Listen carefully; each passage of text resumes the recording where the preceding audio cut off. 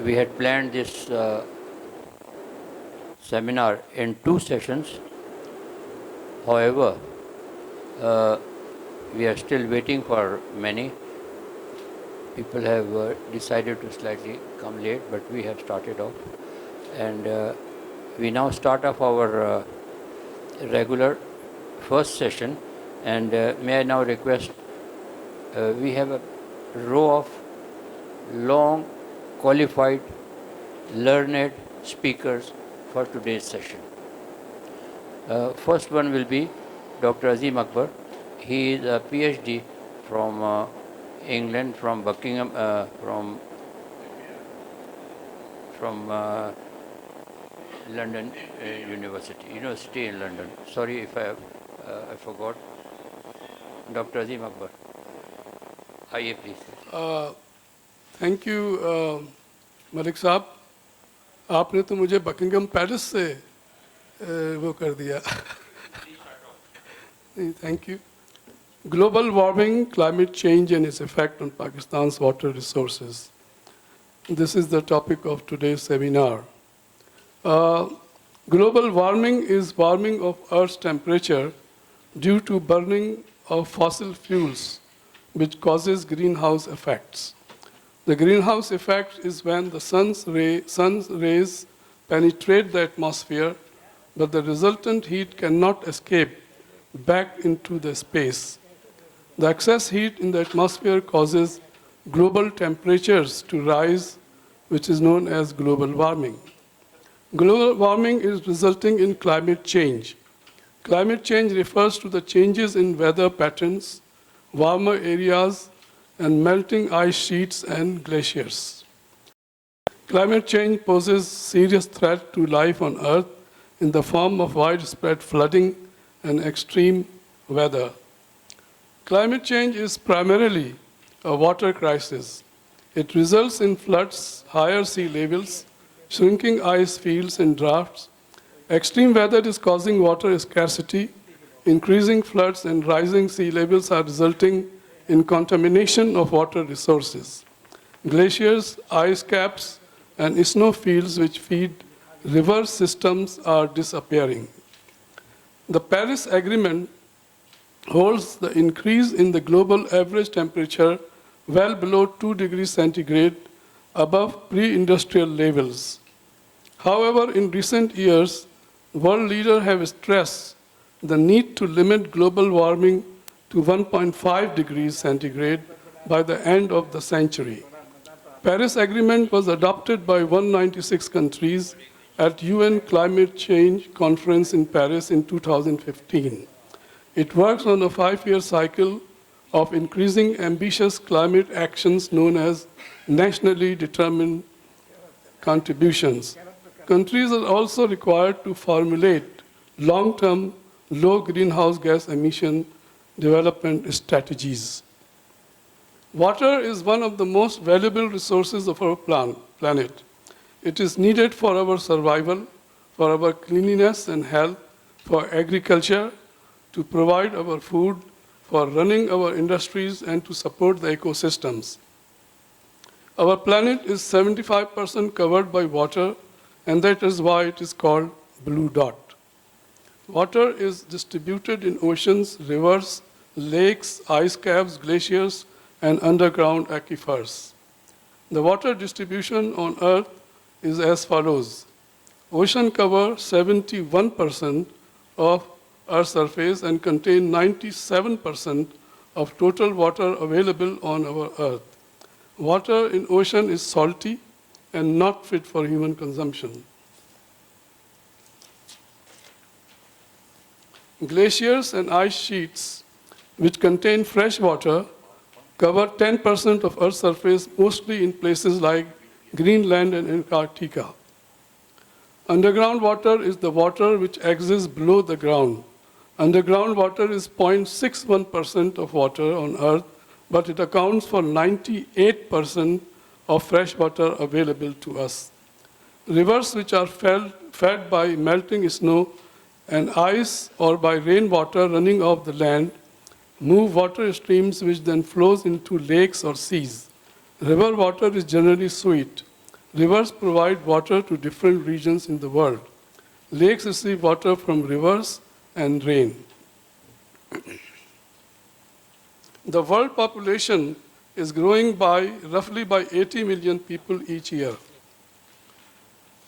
At the current rate, there will be a 40% gap between global water supply and demand by 2030. Water scarcity is hindering economic development and growth required to meet the requirement of increasing population and effects on water quality and availability due to phenomena such as climate change, etc. The solutions addressing the global water crisis must engage all countries and stakeholders. United Nations has adopted 17 Sustainable Development Goals to be met by 2030. The goal number 6 is ensure availability and sustainable management of water and sanitation for all. The demand for water has tripled since 1950 and is continuing to rise as we add 80 million people each year. While demand continues to rise, the basic amount of fresh water supply provided by hydrological cycle does not.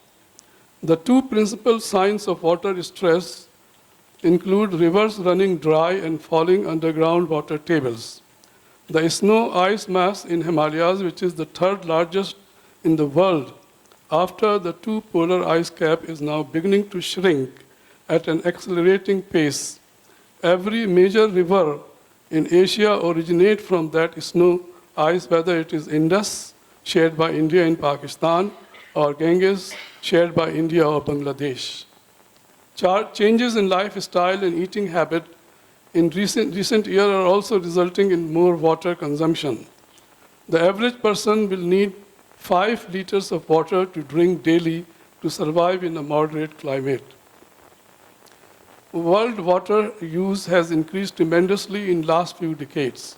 With the addition of 80 million people every year, the demand for fresh water will continue to rise, but we should note that water availability is not rising. It is in fact decreasing as rivers are running dry and water tables are falling due to various reasons. Water has been abundantly and freely available, but we cannot take its sufficient availability for granted anymore. We need a serious, systematic, comprehensive approach to water issues such as water availability, consumption, geopolitics, and management at both global and national level. Water shortage is gradually becoming a bigger problem than ever before because of the continuous growth in population. Global warming is another factor which is affecting the water availability. The average global temperature in 2020 was about 14.9 C, 1.2 centigrade above the pre-industrial level. And under the 2015 Paris Agreement, nations set a target limit global warming of 2 degrees C with a more ambitious target of 1.5 degrees C. The carbon storing capacity of global forests could become a carbon source, not sink if the temperature continues to rise. The carbon storing capacity of global forests could be entirely lost if the earth heats up above 2.5 degrees C, the pre-industrial level. Global warming causes polar ice to melt into sea, turning fresh water into saline water. The warmer air holds more vapor. With so much water in the atmosphere, there is also more energy fueling the destructive power of storms and heavier rainfall when the air cools. Although the more rainfall can add to fresh water, heavier rainfall leads to rapid movement of water from the atmosphere back to ocean, reducing the availability of fresh water for storage and use. Warmer air also causes melting of inlet glaciers, leading to increased water supply to rivers and lakes. But entire glacier water will not be available once the glaciers have melted. Over 2 billion people in the world do not have access to safe drinking water. According to WHO, 80% of all diseases in the developing world are water-related.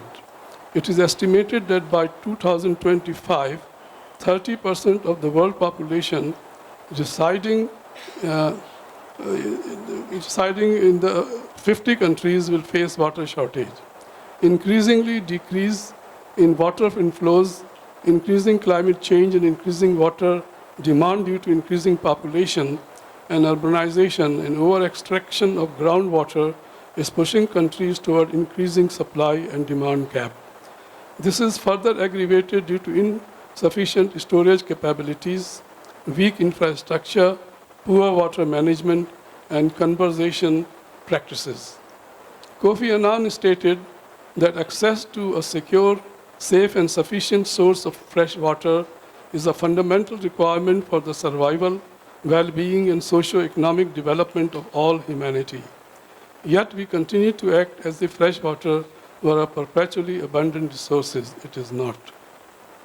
World water use has increased tremendously in the last few decades, whereas rivers are running dry and water tables are falling.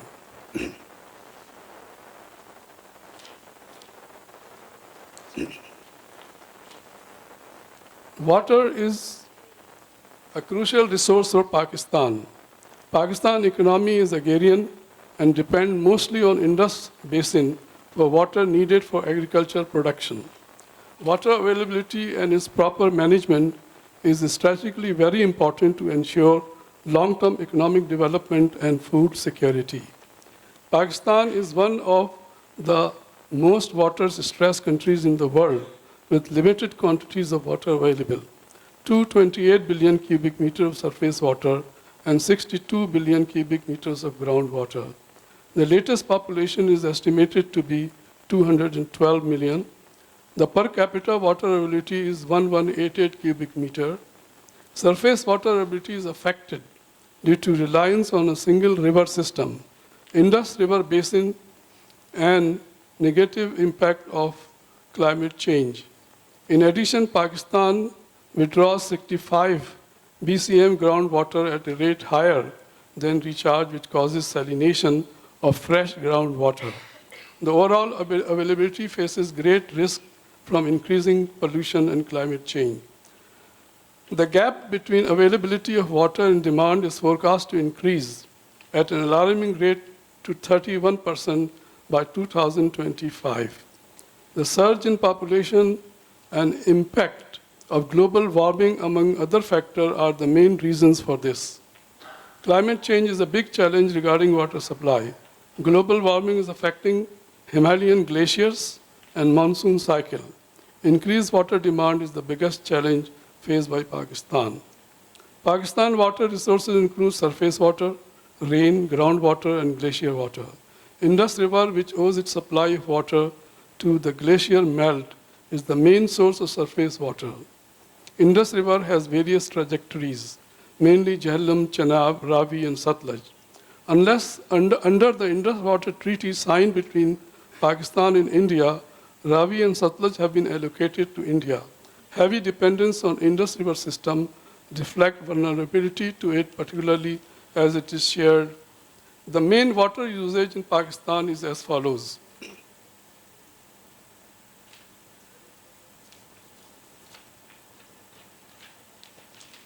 Pakistan is among 36 water-stressed countries in the world, which refers to the lack of water supply to meet human and ecological demand for water with limited quantities of water available during certain period or when poor quality restrict its use. The year 2025 has been marked as the year when Pakistan can turn from a water-stressed country to a water-scarce country. Water scarcity is defined as having insufficient water resources to meet human and environmental demand.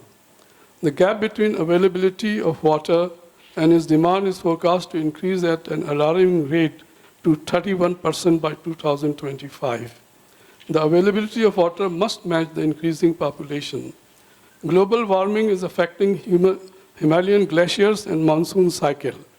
The Indus Basin is fed by glaciers on Tibetan Plateau, and these glaciers are melting due to climate changes which could eventually result in permanent decline in water volumes to Pakistan.